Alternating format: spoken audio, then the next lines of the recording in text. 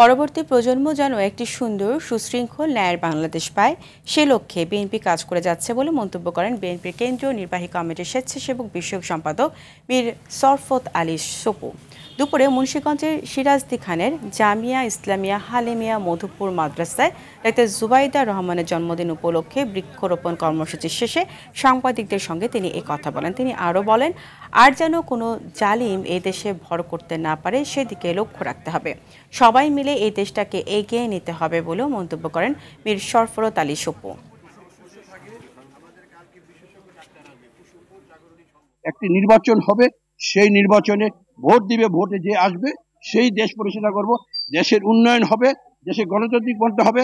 কারণ আমাদের দেশটাকে লুটে পড়ে খেয়েছে। আমি গত কয়েকদিন আগে দেখলাম, এই নসরুল হামিদ আমাদের পাশে বিদ্যুৎ মন্ত্রী ছিল, 1 লাখ কোটি টাকা সে বাংলাদেশকে পাচার করেছে।